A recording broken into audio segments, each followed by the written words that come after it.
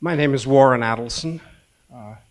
I thought I might tell two tales of Roland. The first time I met him in 1972, and the last time I saw him at his 101st birthday party. I had come in '72 from Boston at the urging of my great friend Jack Tanzer to join this new company. It was, in fact, an old company that had been taken over by Arm & Hammer, but they wanted a fresh start, and they brought in many new people. And I really, in coming to New York from Boston, did not know what to expect. It got much worse than that.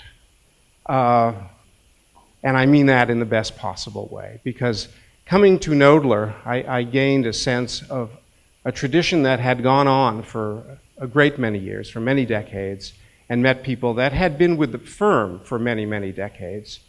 The first two people I met, strangely, walking in the door, was Carmen Mesmore and Roland Balay. Carmen started telling me about a sale that he made in 1930 to Andrew Mellon, a group of paintings from the Hermitage in St. Petersburg. And I thought I was in a time warp because it was so strange and so wonderful. And Roland, who I had just met, was a few steps behind him, somewhat mocking him. And I thought, isn't that great? What a guy. Over that year that I was here, Roland and I met on many other occasions, but some are more or less etched into my memory, because I got the opportunity to talk about pictures with Roland, and there were paintings that I had had no experience in either dealing or really looking at, and Roland would take the time to talk to me about a Renoir or about a Picasso or about a picture that I perhaps didn't fully understand. And he said, well, look at it this way, and look how this brushwork is. And it was a level of kindness that I hadn't expected from him. He was not only just more senior than I, but at times seemed unrelated to the business, and yet at other times he was so warm and so thoughtful to me.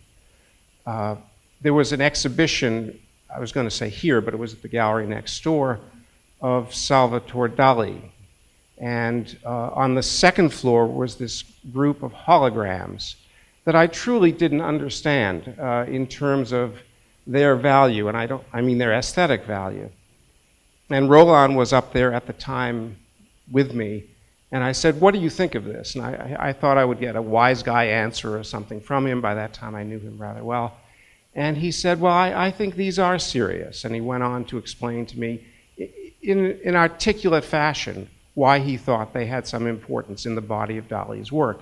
And then we looked over the stairwell, and below us was a nude woman that Dali was painting blue. And I said, and Roland, what do you think of that? He said, oh, my boy, that is real art. I did love him.